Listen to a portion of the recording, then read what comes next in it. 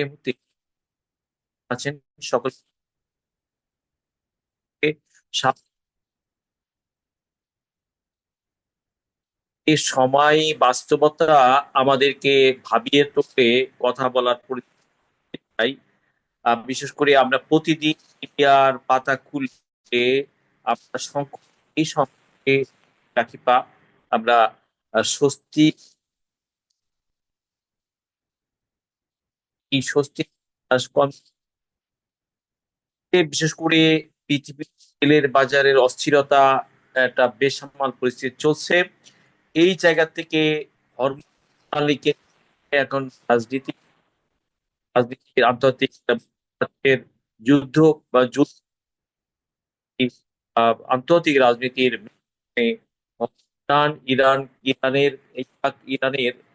ইরানের বিপরীতে আমরা দেখতে পাচ্ছি আমেরিকা আমেরিকা চাইছে তার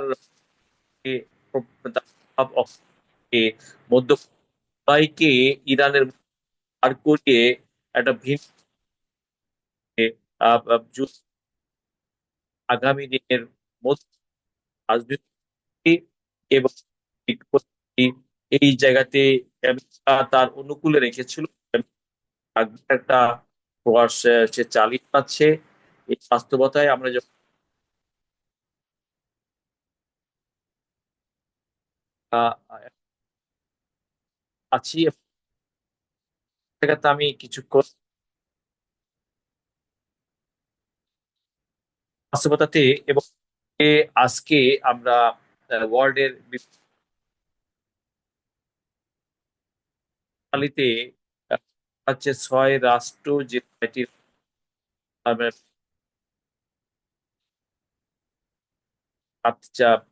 তার মধ্যে কাতার, বাহরাইন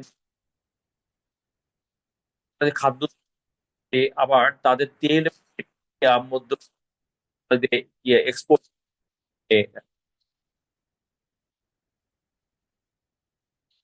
পাকিস্তান তাতে তেল রপ্তানি এটা এটা এর সাথে কানেক্টিভ চ্যানেল 22 কিলোমিটার জায়গা থেকে যুক্তরাষ্ট্র ইরানের পাল্টাপাল্টি হুঁশিয়ারি দিয়েছে ইতালির যে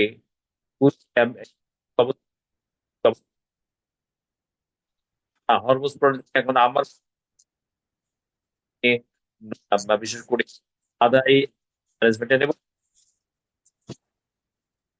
আব্দুল্লাহ শরীফ সাকি আপনি আমাকে শুনতে পাচ্ছেন? অ্যাডভোকেট মাসুদ প্রধান আপনি আমাকে শুনতে পাচ্ছেন? জি জি, শুনতে পাচ্ছি। জি। তো আপনাকে সালাম জানাচ্ছি, আসসালামু আলাইকুম রহমতুল্লাহ ভাই। আচ্ছা, আমি আপনাকে প্রথমত আপনার হরমুজ প্রণালীকে ঘিরে আমেরিকা মধ্যপ্রাচ্যে সামরিক দিক থেকে তো বড় ধরনের বিপর্যস্তের মধ্যে পড়েছে। আমেরিকার নতুন একটি রাজনৈতিক সমীকরণ যাচ্ছে। এখন আমেরিকার পক্ষ অবলম্বন করে মধ্যপ্রাচ্যে যে 6টা দেশ আছে, ইরান যদি টোল আদায়কে যায় তাহলে সেই 6টি দেশ ইরানকে টোল দিতে চাচ্ছে না। সৌদি আরব, দুবাই, কাতার, কুয়েত সহ 6টি রাষ্ট্র। এখন মধ্যপ্রাচ্যে আমেরিকা তার রাজনৈতিক নিয়ন্ত্রণ এবং পেট্রো ডলারের মার্কেটটাকে ঠিক রাখার জন্য আমেরিকা মধ্যপ্রাচ্যকে তার ম্যানেজমেন্টের সর্বোচ্চ চেষ্টা করে যাবে। পাশাপাশি আমেরিকার কন্ডিশন যে হরমুজ প্রণালী পূর্বে যে অবস্থায় ছিল সে অবস্থায় রাখতে হবে। পাশাপাশি ইরান পারমাণবিক কর্মসূচির দিকে যেতে পারবে না। ইরান বলছে যে আমি দুটোর বিষয়ে কোনো বিষয়ে আমি আমি আমি আমি আমার পক্ষে সম্মত নাই। আমি আমার অবস্থানে থাকবো, হরমুজ প্রণালীকে আমার ম্যানেজমেন্টে আমি আমার মতো ব্যবহার করব এবং পারমাণবিক কর্মসূচির ব্যাপারে আমি এখন কোনো সিদ্ধান্ত পাচ্ছি না। মাসুদ প্রধান, এই বিষয়টাকে আপনি কিভাবে দেখছেন?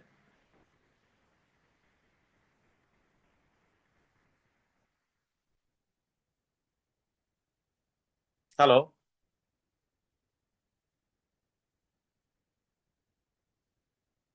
হ্যালো, আমাকে শুনতে পাচ্ছেন অ্যাডভোকেট মাসুদ প্রধান জনাব?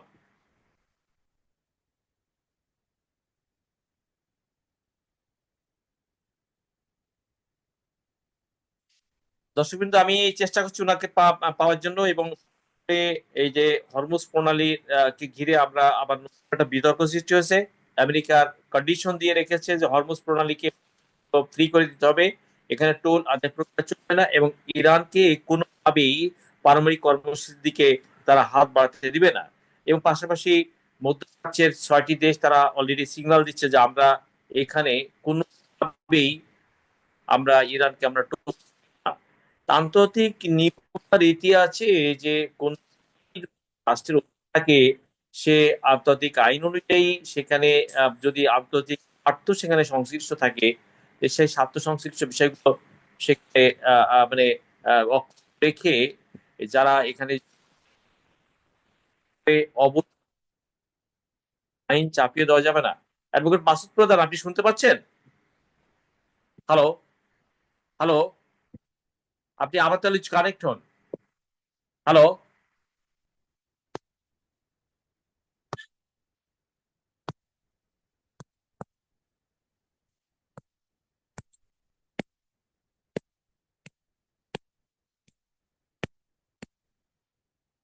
হ্যালো।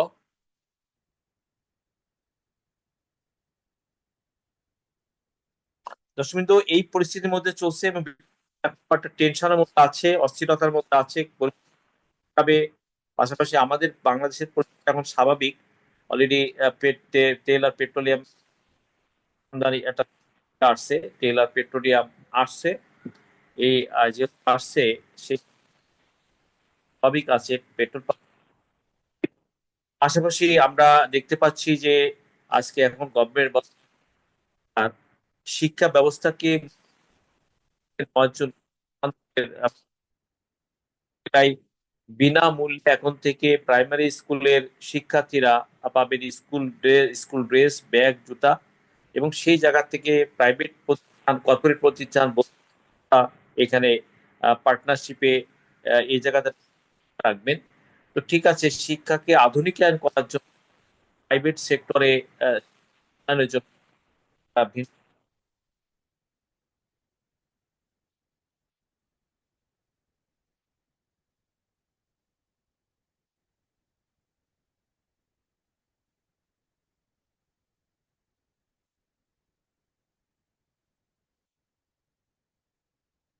এই জায়গা থেকে আমরা দেখতে পাচ্ছি যে বিশেষ করে এই সরকারের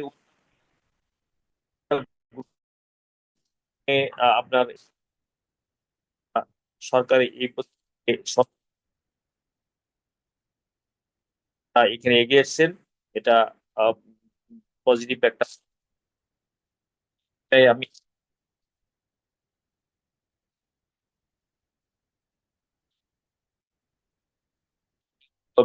এই যে আমাদের রাজনীতি যদি রাজনীতি হয় এবং সেই রাজনীতির ধারায়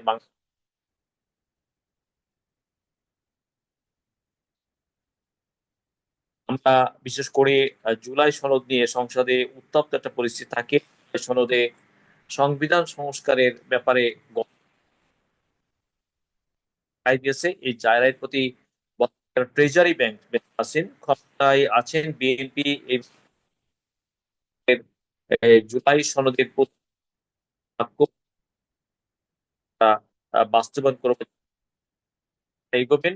এবং আজকে এখানে পার্লামেন্ট একটি বিশেষ কমিটির প্রস্তাব এবং ট্রেজারি বেঞ্চ জামাতকে আহ, তাদের তাদের মানে বিশেষ করে মানে ক্ষমতাসীন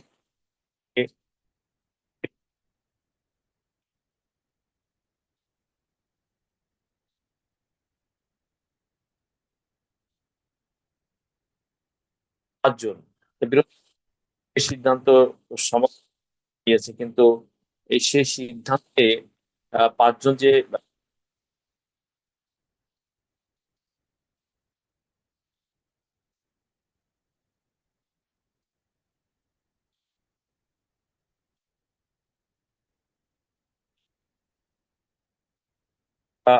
মানে পাচ্ছি বাংলাদেশের রাজনীতি যদি আকাঙ্ক্ষা রেখে জন চাচ্ছেন, কি চাইছেন, চাচ্ছেন, পেতে চান, সেই জায়গায় যদি আপনার এ, আহ, তর্ক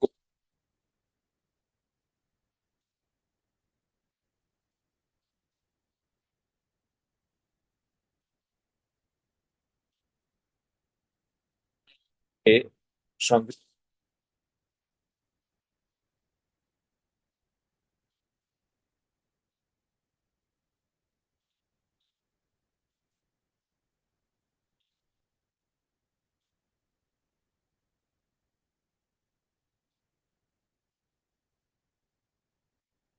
এ 60% উপরে রেখে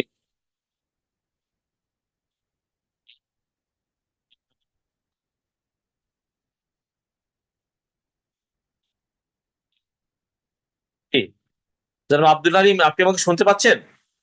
শুনতে পাচ্ছি, কিন্তু আপনার সাউন্ড সুন্দর নাই। আপনার সাউন্ড সুন্দর নাই, মাঝে মাঝে কাটা কাটা। আচ্ছা। ও, কাটা কাটা হচ্ছে। হ্যাঁ, মাঝে মাঝে। এখন শুনতে পাচ্ছেন? হ্যাঁ, শোনা যাচ্ছে, কিন্তু মাঝে মাঝে কাটা কাটা। আপনি আপনি কিছু বলুন। আমি আজকে হরমুজ প্রণালীকে ঘিরে মধ্যপ্রাচ্যের আপনার 6টা দেশ, ইরান যদি টোল বসায়, তারা টোল দিতে চাচ্ছে না। সৌদি আরব, কাতার, ওমান, দুবাই, কুয়েত সহ। এবং তারা আমেরিকার যে প্রস্তাব, আমেরিকার যে সিদ্ধান্ত, সেই সিদ্ধান্তকে স্বাগত জানাচ্ছে, আমেরিকার অনুকূলে তারা অবস্থান নিচ্ছেন মধ্যপ্রাচ্যের 6টি দেশ। পাশাপাশি ইরান বলতেছে হরমুজ প্রণালী নিয়ে আগে আমেরিকার সাথে রফাদফা হবে, হরমুজ প্রণালী ব্যাপারে একটা সিদ্ধান্ত হবে, তারপর দ্বিতীয়ত তার পারমাণবিক কর্মসূচির ব্যাপারে তারা আলোচনায় যাবে। এই যে এই বিষয়টা নিয়ে এখন উত্তেজনা পরিস্থিতি চলছে, এই উত্তেজনাটা আসলে, উত্তেজনার গতিটা কোন দিকে যেতে পারে ভবিষ্যতে? হরমুজ প্রণালীর ভূ রাজনীতি পরিস্থিতিটা, মধ্যপ্রাচ্য এবং আমেরিকার অবস্থানটা কোন দিকে যেতে পারে, এবং ইরানের অবস্থানটা কোন দিকে যেতে পারে, এই বিষয়টাকে আপনি কিভাবে দেখছেন? পাশাপাশি পশ্চিমবঙ্গের নির্বাচন, বিজেপি এবং তৃণমূল, বিজেপি এসআইয়ের নামে 90 লক্ষ মানুষকে সেখানে ভোট থেকে মাইনাস করছে। তারপর তৃণমূল আশা করছেন যে 90% ভোট পড়েছে, তৃণমূল আশা করছে তারা আবার সরকার গঠন করবে।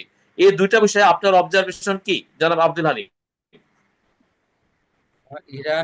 ইরান আমেরিকার বিষয় হচ্ছে, হরমুজের বিষয় হচ্ছে যে হুম।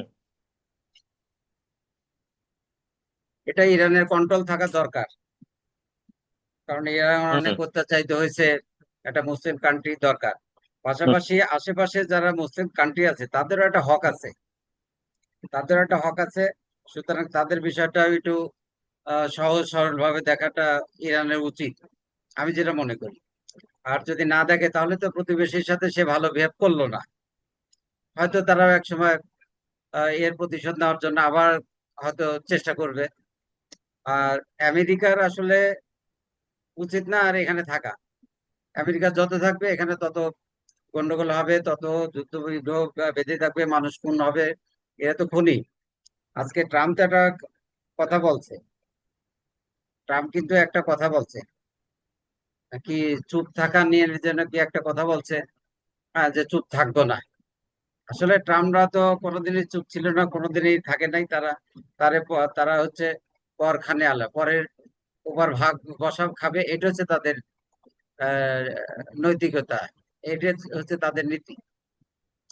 এভাবে তো কখনো কেউ মেনে নেয় না। একসময় না একসময় দেখবেন যে এটার জন্য একটা বড় কিছু দুর্ঘটনা ঘটবেই। আর যেমন আমেরিকা পারমাণবিক 17টা যেটা, ঘাঁটি, ছোট 17টা ঘাঁটি যত ক্ষতিগ্রস্ত হয়েছে, সে $5 ট্রিলিয়ন এখানে উঠাইতে চায়। আমেরিকা তো এখন পলিসি করে চাপে ফেলে 5-4 ট্রিলিয়ন ট্রিলিয়ন ডলার সে তার ঘরে নিতে চাচ্ছে, কারণ তার সে ক্ষতিগ্রস্ত হয়েছে মধ্যপ্রাচ্যে আমেরিকা। এই ক্ষতির পূরণ তো সে উঠাতে চাইবে।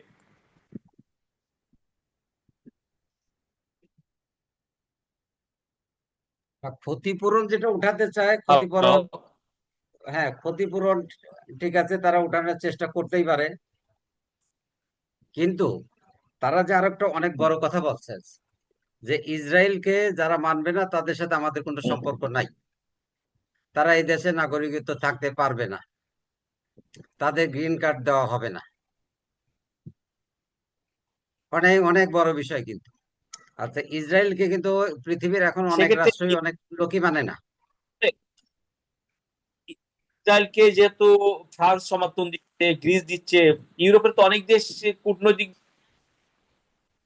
হ্যাঁ, অনেক দেশে, ইউরোপের তো ফিলিস্তিনের বহুত স্বাধীনতা। বহুত দেশই তো তাদের পছন্দ করে না। ইউরোপের বহুত দেশ তাদের আর পছন্দ করে না। কিন্তু ফিলিস্তিনের স্বাধীনতার প্রশ্নে যেমন মুসলিম পাশাপাশি ইউরোপে আপনার ফ্রান্স, জার্মানি, গ্রিস কয়েকটা দেশ এবং স্পষ্ট জাপানও সমর্থন দিয়েছে এদিকে। অস্ট্রেলিয়াও এখানে বলছে যে না, এদের স্বাধীনতার প্রশ্নে আমাদের মানে ইয়ে নাই, বিরোধ বিরোধ বিরোধ বিরোধ নাই। যেহেতু 1948 সালে জাতিসংঘের রেজুলেশনে দ্বিরাষ্ট্রের কথা স্পষ্ট জাতিসংঘের আছে।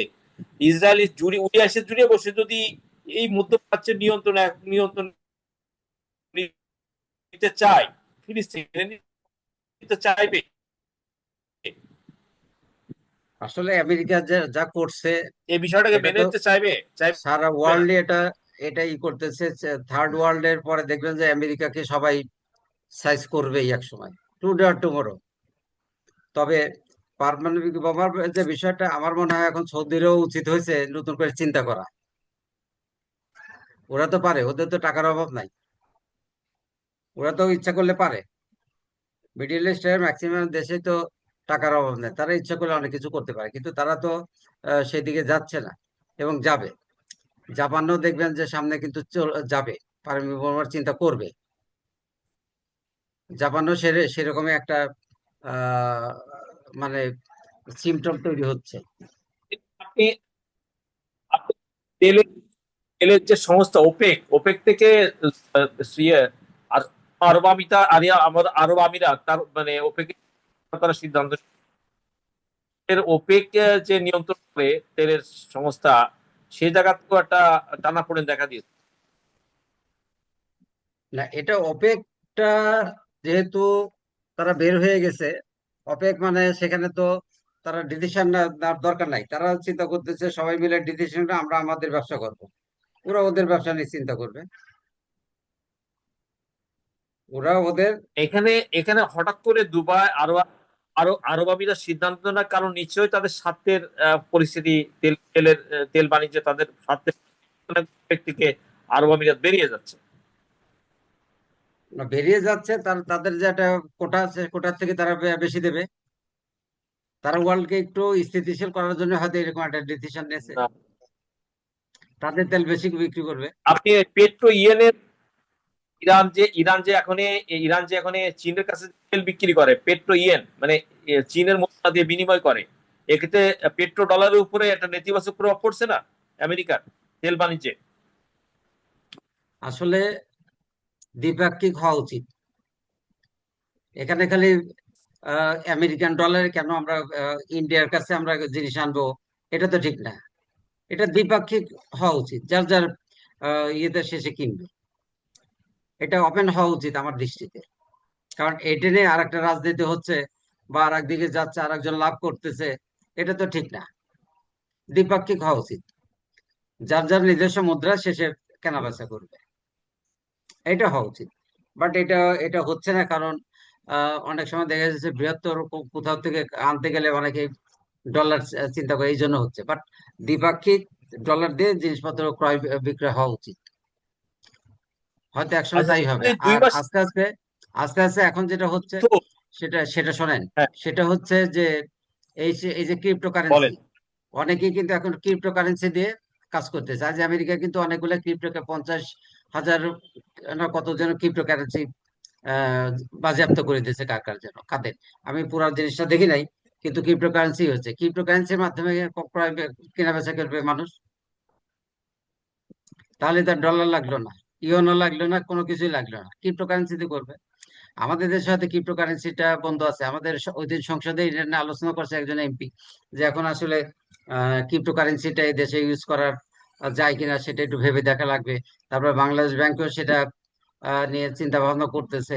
হ্যাঁ, আর তারাও বলছে যে কাগজের টাকার কত হতে হবে, কাগজের টাকার বাইরেও ডিজিটাল নোট ইউজ করার ব্যাপারে তারা চিন্তা ভাবনা করতেছে।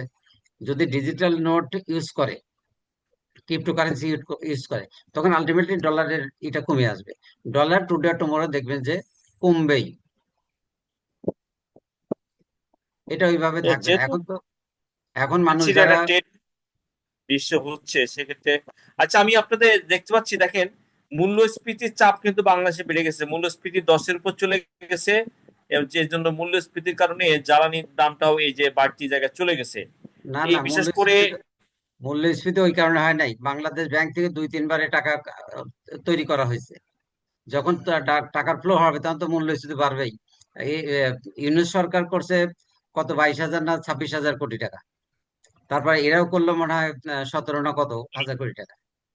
বাংলাদেশ ব্যাংক প্রতিবেদন দিচ্ছে যে সাম্প্রতিক জ্বালানি মূল্য বৃদ্ধির কারণে নিত্য পণ্যের দাম মানে বেড়েছে এবং আরো বাড়ার একটা সম্ভাবনার দিকে আছে। না, খালি জ্বালানির জন্য যে নিত্যপণ্যের দাম বাড়ছে তা না, এখানে আমাদের জ্বালানি দেশে, এখানে জ্বালানি শোনেন, শুধু কি সব জ্বালানির জন্য কিছু বাড়বে, সব বাড়বে না, সবকিছু জ্বালানির সাথে জড়িত না। কি যেমন আপনার, আপনার আপনি একটা শোনেন, একটা রেজার কিনতাম হচ্ছে কি আমরা 40 টাকা দিয়ে, সেই রেজার এখন 70-80 টাকা কিনতে হয়। প্রোডাকশন হয় সেখানে তো জ্বালানি লাগে, জ্বালানি ব্যবহার করতে হয়। সবকিছুতে জ্বালানি লাগে না, সবকিছুতে জ্বালানির সাথে সবকিছু ই না, সব। আর সেখানে জ্বালানি লাগে না, এখন সেখানে লাগে হচ্ছে গ্যাস, কোনো জ্বালানি লাগে না। এই এই পেট্রোল অকটেন দিয়ে এগুলো কোনো কারখানা চলে না, সেখানে গ্যাস দিয়ে চলে। এগুলা বাজার স্থিতিশীল করার যাদের দায়িত্ব, তারা মোটেও সচেতন না, তারা, তাদের যোগ্যতা নিয়ে প্রশ্ন আছে। আমরা দেখি না যে তাদের কোনো মনিটরিং আছে, কোনো মনিটরিং নাই। দ্রব্যমূল্য নিয়ন্ত্রণ করতে হলে root level, top to bottom monitoring লাগবে। মনিটরিং কে করে? যা দুই একজন করে, যারা, তারা হচ্ছে টিকটক কোম্পানি। তাদেরকে টিকটক কোম্পানি, আমরা বলি যে টিকটক কোম্পানি ওই যে গেছে, এক দোকান দুই দোকান করবে, টিকটক করবে, ওখান থেকে একটা টাকা নিচ্ছে, পাশাপাশি টিকটকে টাকা ইনকামের জন্য তারা যায়। তারা কি বাজার মনিটর করতে যায়? ভোক্তা অধিকার অধিদপ্তর করছে না একটা ভোক্তা অধিকার, ও ভোক্তা ওই অধিকার একটা আলাদা। ভোক্তার অধিকারের যে লোকটা, ওই যে ডিসি হলো, তারপর আরেকজন হলো, এসবই হচ্ছে টিকটক কোম্পানি। এদের কাজ হচ্ছে টিকটক করা। এরা এরা কি ওখানে বাজার নিয়ন্ত্রণ ওইভাবে করে? আমাদের বুঝালে বুঝবো না, এগুলো হচ্ছে রুট লেভেলের মানুষ বুঝে, আমাদের এগুলো বোঝানোর দরকার নাই। আমরা ওগুলো বুঝি যে কিভাবে করতে হয়, ওদের তো সেই জ্ঞানই নাই। ওরা ওখানে টিকটক করতে যায়, একটু আনন্দ ফুর্তি করলো, মানুষের দেখালো, মানুষের দেখাতে যায় যে এদের এতে মানুষ জনসচেতনতা তৈরি হবে। আসলে জনসচেতনতা জনগণের কাজ না এটা, যার কাজ ভোক্তা অধিকারের কাজ, তারা এটা নিয়ন্ত্রণ করবে, তারা করতে পারে না। আজ বাজারে গেছি, বাজারে কোনো দোকানে যে তেল নাই, ভোজ্য তেল নাই, অর্থাৎ সোয়াবিন নাই। একটা দেশে একটা দিন গেল যে যেখানে সোয়াবিন নাই, এর সাথে কি কি কানেকশন আপনার জ্বালানি? কোনো কানেকশন নাই। এটা হয়তো সেই সিন্ডিকেট করে রাখছে, সেই চিটা কি বলে, কোন এরিয়াটা যেন এটা, তারা হয়তো ওখানে গেলে পাওয়া যায়। কিন্তু এটা নিয়ন্ত্রণ দরকার ছিল না গভর্নমেন্টের, করতে পারছে? পারে নাই। অর্থাৎ যারা ওখানে, যেসব কর্মকর্তা কর্মচারী ওখানে দায়িত্বে আছে, তারা তাদের দায়িত্বের সম্পর্কে সম্পর্কে ওয়াকিবহাল না, তারা জানে না, তারা বসে বসে চিন্তা করে আমার তো বেতন হবেই। এতে তো বেতন হওয়াই উচিত না, এতে তো চাকরি থাকা উচিত না। আর বাণিজ্য মন্ত্রীর, আমার তো কোনো, ওই গত বাণিজ্য মন্ত্রী এরকম খালি কথা টথা বলতো, এরা কি যে করে না করে নিজেরাই জানে না। এবং টোটালটাই এরা ব্যবসা বাণিজ্যর পজিটিভ না, যদিও বর্তমান বাণিজ্য মন্ত্রী একটু বলেছে যে বাণিজ্য, ব্যবসার যে এগুলো প্রতিকূল, সেগুলো তারা তৈরি করবে। কারণ সে কিছুটা ব্যবসা বাণিজ্যের সাথে জড়িত, আগে টিপু মুনশিও ছিল, বাট তারা তো এগুলো করে না। যারা করে তাদেরকে আসলে করানো হয় না, বা তাদেরকে একসাথে বসে কিভাবে এটা মনিটরিং হবে, তার জন্য একটা টাস্ক ফোর্স করতে পারে, তার জন্য একটা কমিটি হতে পারে, বড় ভাস্ট লেভেলের কমিটি, সর্বস্তরের জনগণের নিয়ে কমিটি হতে পারে। সেখানে বসে সেগুলো আলোচনা হবে, একটা একটা করে ধরবে। কিন্তু কিচ্ছু নাই, আপনি ছেড়ে দিচ্ছেন আমলার উপর, আমলারা বসে বসে টাকা নেবে, তাদের কাজ হচ্ছে বেতন, না বেতন নিচ্ছে তারা। যে স্টেক হোল্ডার যাদেরকে নিয়ে সমস্যাটা, তাদেরকে এখানে প্রপার কানেক্টিভিটি বাংলাদেশে করা হয় না, হ্যাঁ, অবশ্যই তাদেরকে অবশ্যই রাখা মানে রাখতে হবে তাদের। শোনা হয় কম, তাদের সমস্যা সামনে আনাই কম, হুম। এখানে আপনার ওই ব্রোক্রাট, এলিট ব্রোক্রাট আছে, যারা ওই যে প্রশাসন, ব্যবসায়ী, একটা বিশেষ ক্লাস আছে, সিন্ডিকেট আছে। সিন্ডিকেট মাফিয়ারা এটা বিষয়গুলোকে নিয়ন্ত্রণ করে করে তারা পলিসি মেকিং করে জনগণের সমস্যা, সে সমস্যার জায়গা থেকে দেয়, সমস্যার বিষয়টা যতটুকু চিহ্নিত করা হয় তা বাস্তবায়নের ব্যাপারটা চোখে দেখে না। আচ্ছা, আর পাশাপাশি আপনার পশ্চিমবঙ্গেই, আপনি পশ্চিমবঙ্গের ইলেকশনটা কিভাবে দেখছেন? বিজেপি কিন্তু অনেক ভাবে পলিসি করতেছে, এসআর এর নামে 90 লাখ মানুষের ভোটার থেকে বঞ্চিত করছে, সেখানে মমতা 30 লাখ ভোটার সেভ করছে। এবং পশ্চিমবঙ্গে কিন্তু বিজেপি বহুত চেষ্টা করতেছে পশ্চিমবঙ্গের ক্ষমতাকে করায়ত্ত করে এখানে যারা বাঙালি হিন্দু মুসলমান আছে তাদেরকে কোন ঠাসা করে তাদেরকে প্রয়োজন হলে বাংলাদেশের বর্ডার পাস করে বাংলাদেশে ক্রস করা। কিন্তু তারা তো 71-এর আগে ভারতে গেছে। তারা তো বংশ পরম্পরায় 60 বছর, 70 বছর, 80 বছর ধরে সেখানে বাস করতেছে, 60 বছর, 70 বছর ধরে। যে মানুষগুলো ওখানে এখন স্থায়ী, বিজেপি তাদেরকে আপনার রোহিঙ্গা বা বাংলাদেশ থেকে গেছে এই ধরনের নানান ধরনের ট্যাগ দিয়ে, মানে বিজেপি নোংরা রাজনীতি করে 90 লাখ মানুষকে ভোটার এসআর নামে ভোটের বাইরে দিয়ে দিছে। হ্যাঁ, এবং এখানে বিজেপি যদি এই 9-6 করে প্রশাসন, কেন্দ্রীয় বাহিনী ব্যবহার করে এই তৃণমূলকে হটায়, ক্ষমতা থেকে হটাতে পারে, তাহলে যারা বাঙালি আছে তাদের দুর্ভোগ কি বাড়বে এবং বাঙালি কমিউনিটি কি তারা বড় ধরনের কোণঠাসা হতে পারে পশ্চিমবঙ্গে? জনাব আব্দুল আলিম। বাঙালি তো পুরা ভারতবর্ষেই এক সাইড হয়ে গেছে। দিল্লিতে আগে বাঙালি ছিল 40%, এখন আপনার সেটা মনে হয় 12-13%-এ চলে আসছে। বাঙালিরা তো বহুত আগেতেই সাইড হয়ে আছে। আর বাঙালিকে সাইড করার জন্যই তো দুইটা বেঙ্গলকে আলাদা করা হয়েছে তাদের স্বার্থে। এই কথাটা মমতা নিজেও স্বীকার করছে, নিজে বলছে তার মুখের কথা। তা আলাদা করছে, এটাকে বাঙালিকে তো এটা করার জন্যই করছে, তাদের দমন নিপীড়ন এখানে হচ্ছেই। পাশাপাশি পশ্চিমবঙ্গে মুসলমানদের যে নাজেহাল করা, এটা তো নতুন কিছু না। এটা তো আমরা তো অনেক ক্ষেত্রেই দেখি। যদিও কথাটা ধর্মীয় চলে আসে, কিন্তু ধর্মের জন্য কাউকে নিপীড়ন নির্যাতন করা, এটা তো মেনে নেওয়া যায় না, মানার কথা না হ্যাঁ, তাদের। কিন্তু আপনার আর এই যে এসআইআর শুনে, এসআইআর 60 লাখ হিন্দুকে লেস করছে 30 লাখ মুসলমান। মুসলমান হচ্ছে অর্ধেক, কিন্তু তারা তো সেখানকার নাগরিক এবং সেখানে স্থায়ী বসবাস করে। তাদের যদি ভোটার লিস্ট থেকে মাইনাস করা যায় তাহলে আবার এরপরে এনআরসি নিয়ে আসবে, এখন দেখাবে যে তোমরা এক্ষেত্রে এক্ষেত্রে তারা তালিকা, ইলেকশন করতে, না না, তারা তোমরা ইলেকশন করতে দিল কেন? তারা তো এটা ভারত নিয়ে না। কোর্ট, প্রত্যেকেই উচিত ছিল কোর্টে এটা হ্যাঙ্গিং করা এবং এই পুরো ইলেকশনটা স্তব্ধ করে দেওয়া, যে এটা মীমাংসা না হওয়া পর্যন্ত এই ইলেকশন হবে না। কিন্তু তারা যদি সচেতন না হয়, তারা যদি তাদেরটা না বুঝে, আপনি আমি সমালোচনা করি, আলোচনা করি, ভালো বলি, খারাপ বলি, তাতে কিছু আসে যায় যায় না। আর যেহেতু একটা রাজনৈতিক দল হচ্ছে বিজেপি, বিজেপি তার জন্য তাকে, তার লোককে প্রতিষ্ঠিত করার জন্য যা যা করে তাই করতেছে। মমতা কেন করে নাই? মমতা তার মমতার মতো লোকজন করে।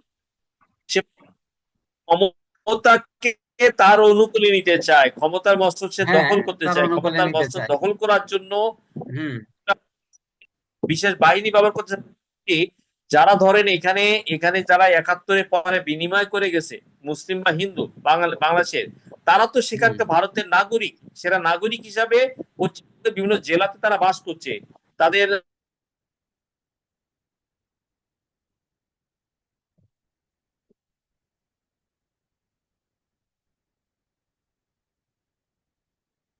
আপনার কথা শোনা যাচ্ছে না, কথা শোনা যাচ্ছে না, আপনি মিউট হয়ে গেছেন মনে হয়। যাতে বঞ্চিত করে নাগরিক অধিকার থেকে, মানে নাগরিক অধিকার থেকে বঞ্চিত করে, তাহলে বিজেপির এটা অনৈতিক রাজনীতি এবং বিজেপি এটা মানে এই যে উগ্রবাদী উগ্র পরিচয় দিচ্ছে না বিজেপি? বিজেপি উগ্র, উগ্র, এটা তো সারা ওয়ার্ল্ডই জানে। এটা নতুন কিছু না, নতুন কিছু না। কিন্তু তাদেরও তো সচেতন হওয়া উচিত। মমতা কি করছে? সে তো তার লোক দিয়ে কেস করাতে পারতো না, যে এত এত ভোটার বাদ দিয়ে ইলেকশন হতে পার না? সে আন্দোলন তো করে নাই। করেছে 90 লাখ থেকে 30 লাখ সে সেভ করছে, 30 লাখ ভোটার থেকে সেভ করছে, আর 60 লাখ ভোটারদের সেভ করতে পারেনি এখনো। না, একটা ভোটার কেন একজন বাদ দিয়ে কেন ইলেকশন করবে তারা? কেন তারা শিকার সরকার গেল? তো চালাই যাচ্ছে, লড়াই সে চালাই যাচ্ছে। এটা এটাকে টোটালটাই স্টপ করা উচিত ছিল, কোর্টের মাধ্যমে যে স্টপ থাকবে। কারণ এখানে ভোটারদের নিরাপত্তা নাই, ভোটারদেরকে যখন খুশি যেভাবে খুশি তাদের ভোটার বানানো হচ্ছে, তাদের বাদ দেওয়া হচ্ছে। এটা তো সুস্থ আহ, লোকের কাজ না, সুস্থ রাজনৈতিক ধারা না এটা। সুস্থ রাজনৈতিক ধারা যদি করতে হয়, সুন্দর ভোট করতে হয়, তাহলে সবার নিয়েই করতে হবে। ইতিপূর্বে একজন ভোটার ছিলেন, এখন হুট করে তাকে আপনাকে কেটে দেবেন, এটা তো হতে পারে না। আর আরেকটা জিনিস আপনাকে বলি, বাংলাদেশে রোহিঙ্গারাও কয় বছর হইলো, 10-12 বছর হয়ে গেল। আর 15 বছর গেলে তাদেরকে ভোটার বানাতে হবে আপনাদের। তারাও কিন্তু রোহিঙ্গা তো ভোটার আসা হবে। শুরু হয়েছে, রোহিঙ্গা আসা শুরু হয়েছে 78 সালে, প্রথম আসছিল 30,000, সেখান হুম। থেকে 10,000 গিয়েছিল। রোহিঙ্গা ছিল 24 লাখ, সেখানে চলে আসছে 22 লাখ। এখন এই বাংলাদেশের ঘাড়ে এখানে আসছে আপনার অলরেডি এই বছরে আরো 2 লাখ এখানে, বাংলাদেশের ঘাড়ে এখন 13 লাখ রোহিঙ্গার অবস্থান। সেক্ষেত্রে এটার জন্য যে বাঙালি দায়ী, আমরা দায়ী, আমাদের আমাদের লোকজন দায়ী। আমাদের আমাদের মন মানসিকতা অনেক বড়, আমরা দেখি। 78 সালে যখন আসা শুরু হয়েছে, রোহিঙ্গা সব চলে আসছে। এখন যারা রোহিঙ্গারা জাল পাসপোর্ট বাড়ায় বাইরে চলে গেছে তারা চলে গেছে। এখন 13 লাখ রোহিঙ্গারা তো এখানে স্থায়ী আসন গেড়েছে, এবং এটা ওই এরিয়াটাই, ওই যে এলাকা আছে ওইটা আলাদা স্টেট রাষ্ট্র হিসাবে তারা একসময় দেখবে এটা আমাদের বাপার স্টেট, ইসরায়েলের হ্যাঁ, মতো ইসরায়েলের মতো। এটা তো ইসরায়েল বানা স্টেট ফেলছে। খুঁজে। শুধু তাই নয়, ওই 303, 7.62 রাইফেল ওদের কাছে আছে। খুঁজে দেখেন, ওদের অনেক পাওয়া যাবে। এটা এটা হালকা সাম্প্রতিক করে দেখা উচিত না এখন আর। হালকা করে রোহিঙ্গা তো পড়া, বাংলাদেশের 20 পড়া, এই 20 পড়া আপনি অপারেশন করতে পারবেন না। এই 13 লাখ জনগোষ্ঠীকে আপনি বারবার তো ওদের নাগরিক হিসাবে ফেরত নিতে চায় না, বারবা তাদের রিফিউজি হিসাবে ফেরত নিতে চায়। যে রিফিউজি হিসাবে আসবে, এখানে রিফিউজি আছে, এই রিফিউজি ওখানে গেলে রিফিউজি হিসাবে যাবে। তোরা বলছে আমরা এখানে রিফিউজি আছি, এখানে ভালো আছি, রেশনিং পাচ্ছি, এখানে স্বাধীনভাবে বসবাস করতেছি, এখান থেকে জাল পাসপোর্ট নিয়ে বাইরেও চলে যেতে পারছি, এখানেই আপনি আমরা ভালো রেশন আছি দেন ভাই কেন? এখানে। আপনার রেশনকে সাপোর্ট করেন কেন? ওরা যদি না করে, ওরা যদি না চায়, আমার আমার ভিতরে আমি বসপিরা কেন রাখবো? না না, একজনের সিম্পিতি এখানে একদিন করা যায়, 2 দিন করা, কন্টিনিউয়াস সিম্পিতি করা যায়। এখানে এখানে তো আপনার আন্তর্জাতিক আইন আছে না, জাতিসংঘের ম্যানেজমেন্ট জাতিসংঘ একটা ম্যানেজমেন্ট রাষ্ট্রকে ধ্বংস করার জন্য, জাতিসংঘ না। জাতিসংঘ কার জন্য? জাতিসংঘ একটা রাষ্ট্রকে ধ্বংস করার জন্য।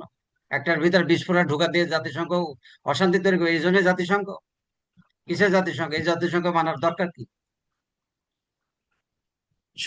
শোনেন, সেক্ষেত্রে আমাদের সেনা প্রধান সাম্প্রতিক একটা স্টেটমেন্ট দিয়েছেন বা বলেছেন, আজকে যদি আমাদের নিজস্ব মানে বই থাকতো, আমাদের আধুনিক অস্ত্রপাতি থাকতো, তাহলে বার্মা যখনই তাদেরকে কাউন্টার মিলিটারি পাওয়ার দিয়ে, আমাদের মিলিটারি রেজিস্ট্রেশন দিয়ে আমরা কাউন্টার দিতে পারতাম। তারা যখন প্লেনে বাংলাদেশে পাঠাইছে, আমরা যদি বোয়িং থাকতো আমরা কাউন্টার দিতে পারতাম। সেখানে আমরা সামরিক দিক থেকে বার্মার থেকে দুর্বল বিধায় আমরা কাউন্টার অ্যাটাকে যেতে পারি না, এবং এই লাখ লাখ রোহিঙ্গাদেরকে আমাদের মানে আমাদের পুশিন করে আমাদের করে চাপিয়ে দিচ্ছে, এটা আমাদেরকে মেনে নিয়ে এখন অবস্থান করতে হচ্ছে। সেনাপ্রধান সেনাবাহিনী সাম্প্রতিক একটা প্রোগ্রামে সেনাবাহিনী বলেছেন। নিয়ে আমাদের সেনাবাহিনী নিয়ে আমাদের কথা বলাটা খুবই অনভিপ্রেত। এটা একটা সুশৃঙ্খল বাহিনী। কিন্তু এখন বর্তমান তাদের কর্মকাণ্ড, তাদের ভিতরে যেসব মানে কর্মকাণ্ড চলছে বা আছে, সেগুলা সেগুলা যদি যে বলতে যাই আমার আমাদের কাছে খারাপ লাগবে। বলেছেন, কি বলছেন, তিনি আমাদের যদি আরো আধুনিক অস্ত্রপাতি, ড্রোন বই থাকতো, আর কি কাউন্টার দেওয়ার মতো পাঠাইছিল, এবং আমাদের সাথে গায়ে পড়ে যুদ্ধ করার চেষ্টা করছিল, শোনেন, কিন্তু ওদের বারবার সেনাবাহিনীর প্রেশারাইজ। সেনাবাহিনীর সেনাবাহিনীর টাকার কোনো অভাব নাই। ওদের একটা টুলস ফ্যাক্টরি আছে গাজীপুরে, অনেক বড়। সেই টুল ফ্যাক্টরিতে এখন কি তৈরি হয় জানেন? চানাচুর তৈরি হয়, বিস্কিট তৈরি হয়, পাউরুটি তৈরি হয়। কেন? কারণ কি ওদের? ওরা টুলস বানাবে, সেখানে সেখানে সে কেন বিস্কিট বানাচ্ছে? সেটা তো সেটা তো বাংলাদেশের গভর্নমেন্ট, কোন গভর্নমেন্ট এটা ম্যানেজমেন্ট না করতে না, এটা পারেনি, ম্যানেজমেন্ট। গভর্নমেন্ট দিলে এটা সেনাবাহিনী উচিত ছিল যে না, এটা ঠিক হবে না। ওরা তো ওখানে ব্যবসায় ম্যানেজমেন্টটা লাগছে। ম্যানেজমেন্ট ফেল করেছে বিধায় তো আপনার এখানে এই পরিস্থিতি। Management, government management, political management, রাষ্ট্র ম্যানেজমেন্ট ফেল করছে সেখানে। আপনি সবসময় শোনেন, সবসময় রাষ্ট্রকে আপনি দায়ী দায়ী দিতে পারবেন না, সবসময় পলিটিক্যাল লোককে দায়ী করবেন, এটাও ঠিক হবে না। সবারই দায়ী আছে, সবারই দায়ী আছে। আপনি যে প্রতিষ্ঠানে সার্ভিস করবেন, সেই প্রতিষ্ঠানকে সুন্দর রাখার দায়িত্ব কিন্তু আপনাদের নিজের। আপনি খালি পলিটিক্যাল করবেন, এটা করবেন ওটা করবেন বলবেন, এটা ঠিক না। তাদেরও একটা দায়িত্ব আছে, আমরা তাদেরকে আমরা একটা জিনিস সেই ভূমিকাটা পালন করার দরকার। যদিও আসলে সেনাবাহিনী এরকম কথা বলাটুকু রিস্কের জিনিস, বলা উচিত না। আরো অনেক অনেক বিষয় আছে আমি যেগুলো আমরা। পলিটিক্যাল পাওয়ার আসলে দেখেন আন্ডারওয়ার্ল্ডে ক্ষমতার লড়াই, এই যে সাম্প্রতিক নিউ মার্কেটে প্রকাশ্যে একজন মানে ইয়ে হয়েছেন, মানে শুটার টিরন নামে। আন্ডারওয়ার্ল্ডে অবৈধ অস্ত্রের ঝঞ্ঝানি চলছে, দীর্ঘ হচ্ছে লাশের সারি। দেশ এবং বিদেশ থেকে এই কলকাঠি নাড়াচ্ছে গডফাদাররা। এই যে বাংলাদেশে টেন্ডারবাজি, নির্মাণ চাঁদাবাজি, টেন্ডারবাজি এবং আন্ডারওয়ার্ল্ডে ক্ষমতার লড়াই চলছে। এই যে আমাদের বাংলাদেশের ভারত আর বার্মার এই বর্ডার আছে মূলত, এই যে অবৈধ অস্ত্র আসে, মাদক আসে, এই জায়গা থেকে গভর্নমেন্টকে আরো শক্তিশালী বর্ডার গুলোকে আরো শক্ত ম্যানেজমেন্ট, যাতে অস্ত্র আর এই মাদকের চোরাচালানটা কম আসে, সেই জায়গাতে সরকার আরো তো গুরুত্ব দিয়ে এই পরিস্থিতি নিয়ন্ত্রণ করা উচিত। অবশ্যই আইনের ক্ষেত্রে যথেষ্ট করা হওয়া উচিত, যাতে এইসব না হয়। ও সন্ত্রাসী ঠিক আছে, কিন্তু একজন সন্ত্রাসীকে মেরে ফেলানো এটাও ঠিক না। আমার মনে হয় এগুলো গভর্নমেন্টের আরো দৃঢ়ভাবে কন্ট্রোল করার দরকার। আমরা কোনো মৃত্যুকেই কাম্য করতে পারি না। যারা মারছে দুদিন পরে তারাও হয়তো মারা যাবে, এটাও কাম্য নয়। আর সরকারি উচিত এদেরকে আহ পূর্ব অবস্থায় ফিরিয়ে নিয়ে আসার জন্য যা যা করা সেগুলো করা উচিত। আর মাদক যেটা, এটা তো গ্রহণযোগ্যই না, গ্রহণযোগ্যই না। কিন্তু কাদের ধরতেছে? একজন মাদক খাচ্ছে তাকে ধরতেছে, কিন্তু যিনি বিক্রি করছেন তাকে কিন্তু ধরতেছেন না। তাকে হয়তো নিজেরা 100 জন করতেছে, এর ভিতরে একজনকে ধরে বললো, ফলো করলো, টিকটক করলো, এই যে আমরা ধরতেছি, এই যে আমরা করলাম। কোন টিকটকের আমরা দেখতে চাই না। আমরা চাই সুষ্ঠু পরিবেশ, সুন্দর পরিবেশ, আহ চারদিকে যেন এইসব না থাকে, সেই সেই জিনিসটা মানুষ চায়। ওই টিকটক করাদের মানুষ চায় না, পছন্দ করে না। মানুষ বুঝে গেছে এখন যে কিছু লোক আছে খালি টিকটক করতে চায়। জি, আপনাকে ধন্যবাদ আব্দুল হালিম এই বিষয়গুলো নিয়ে কথা বলতে। আমরা আন্ডারওয়ার্ল্ডে যে ক্ষমতা লড়াই চলছে, এই লড়াইটার জন্য মানে তীব্রতর হয় এবং গভর্নমেন্টকে আন্ডারওয়ার্ল্ডের মানে আহ, এবং এই যে মার্ডার বেড়ে গেছে, টেন্ডারবাজিকে কেন্দ্র করে এই বিভিন্ন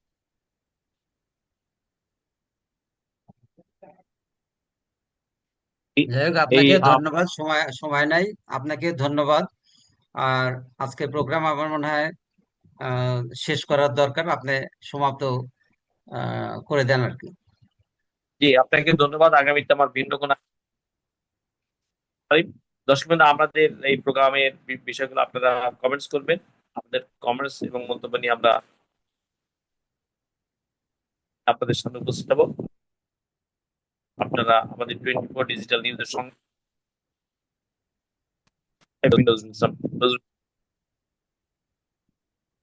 ধন্যবাদ আপনাকে, ধন্যবাদ।